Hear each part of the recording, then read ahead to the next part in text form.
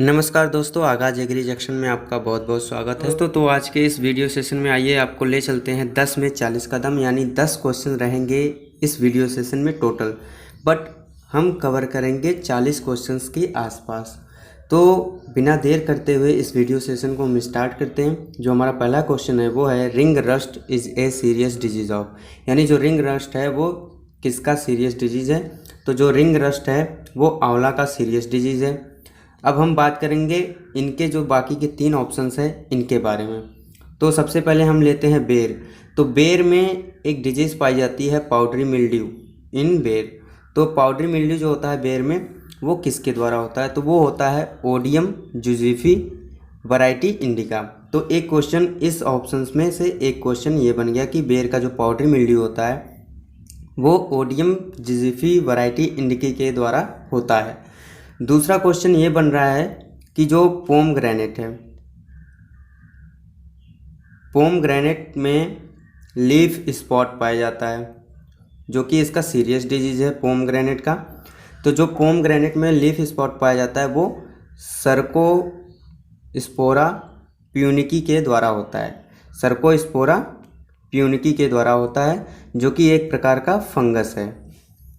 तो इसमें से 2 क्वेश्चन और बन गए कि बेर का पाउडरी मिल्ड्यू जो कि ओडियम जिजीफी और पोमग्रेनेट में लीफ स्पॉट वो सर्कोस्पोरा प्यूनिकी के द्वारा होता है जो कि एक फंगस है। अब बात करते हैं सपोता की। तो जो सपोता होता है उसमें भी लीफ स्पॉट इसकी एक सीरियस डिजीज़ है। तो जो सपोता का लीफ स्पॉट होता है वो किसके द्वारा होता है,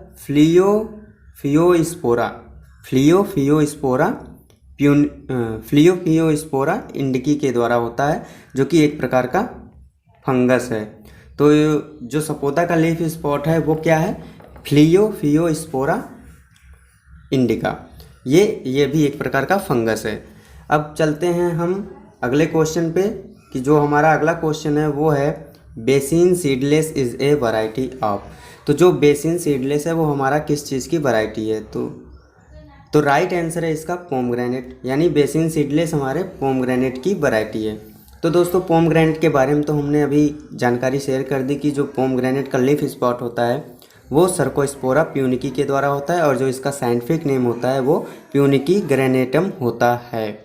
अब हम बात करेंगे इसके बाकी के जो 3 ऑप्शंस हैं उनमें। तो बेर को भी हमने शेयर कर दिया है कि बेर का जो पाउडरी मिल्ड्यू होता है वो ओडियम जिजीफी वैरायटी इंडिकी के द्वारा होता है। अब बचा है लीची और ग्रेप।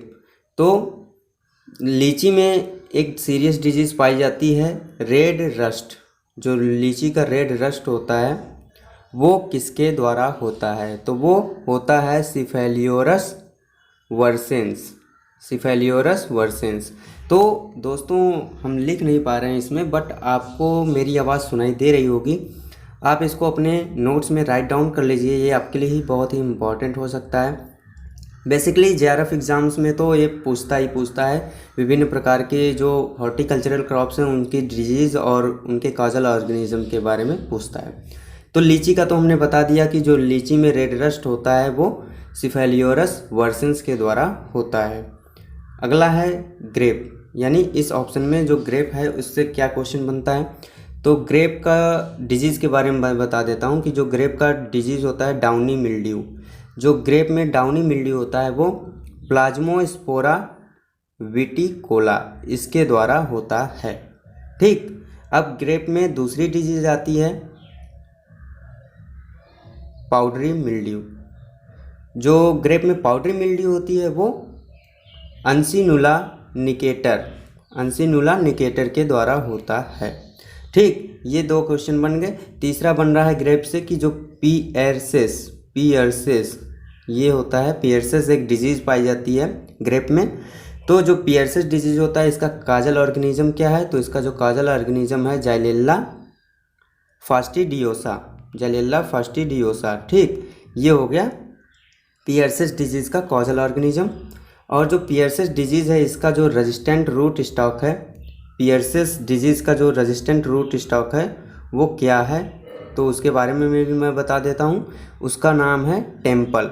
जो पियर्सेस डिजीज़ के प्रति रेजिस्टेंट रूट स्टॉक है वो कौन सा है, टेम्पल उसका नाम है।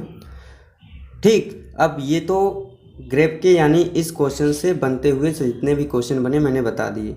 अब बात करते हैं अगले क्वेश्चन की। इसमें पूछा है a system of planting accommodate an additional tree in the centre of each square is called, यानी वह कौन सा प्लांटिंग मेथड है जिसके सेंटर में एक एडिशनल ट्री लगता है, तो वो कौन सा प्लांटिंग मेथड है। इसका जो राइट आंसर होगा दोस्तों वो होगा क्विनकंस। जो क्विनकंस है उसी में एडिशनल ट्री लगता है। उस एडिशनल ट्री को हम क्या नाम से पुकारते हैं ये भी बता देता हूँ। उस एडिशनल ट्री को हम फिलर ट्री बोलते हैं।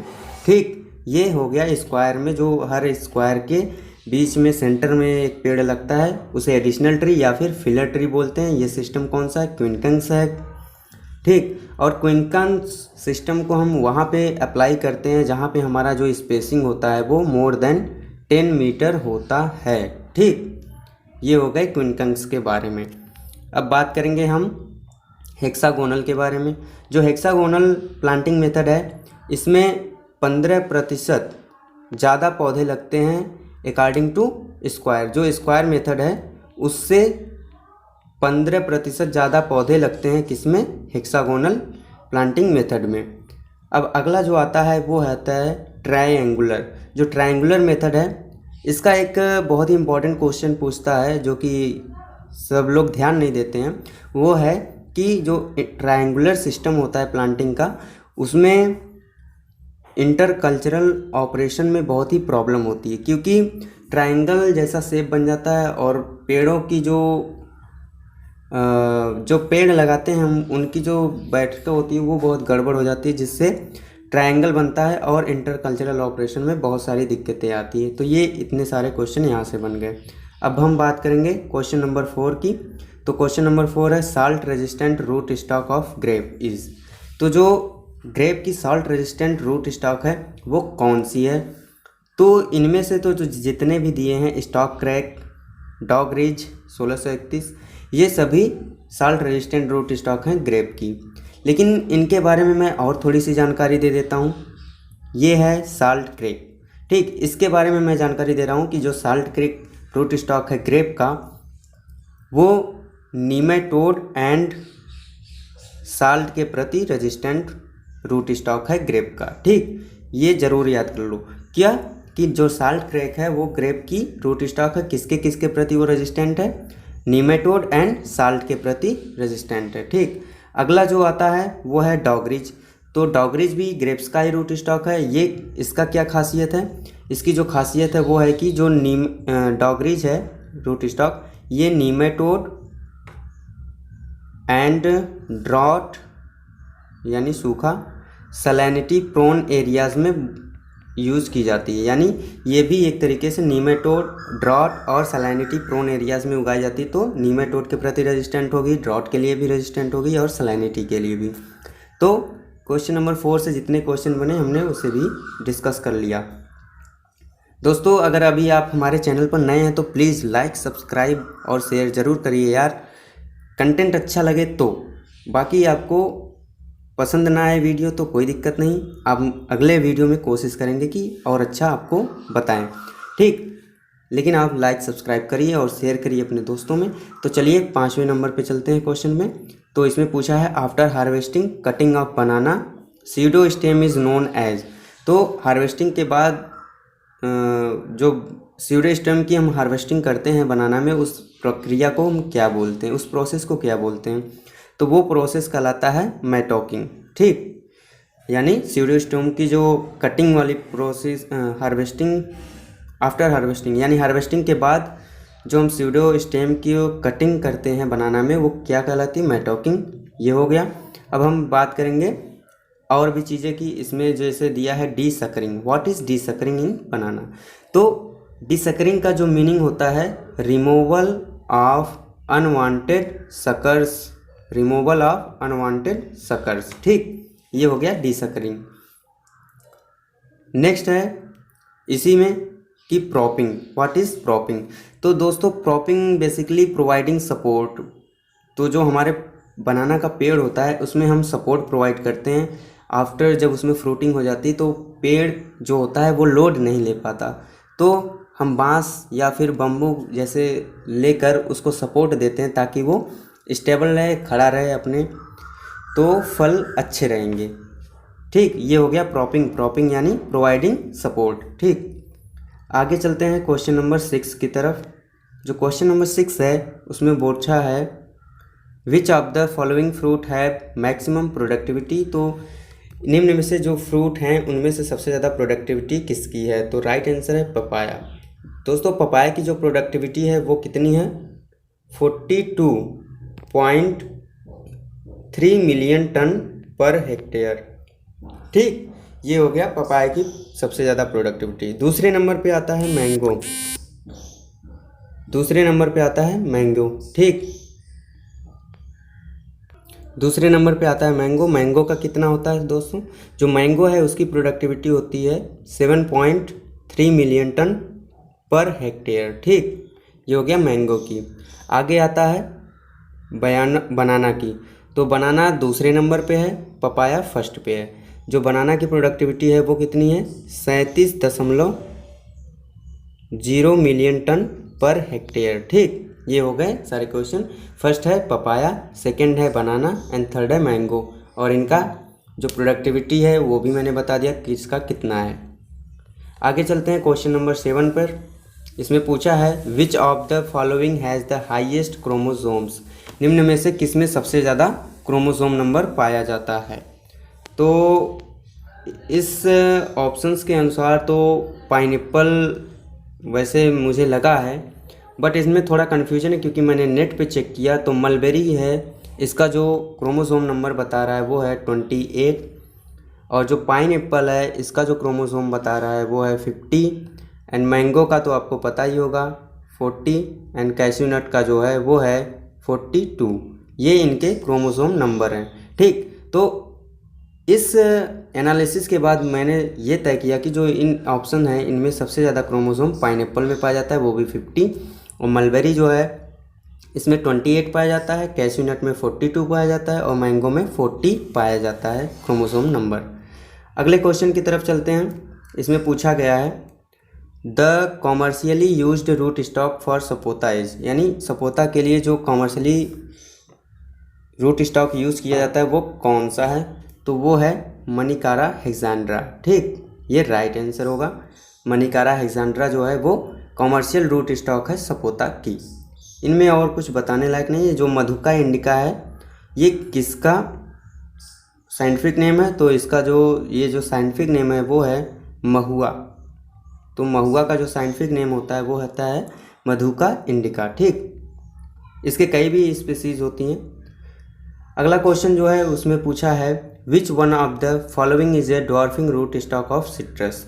तो जो फ्लाइंग ड्रैगन होता है ये ड्वार्फिंग रूट स्टॉक है सिट्रस के लिए।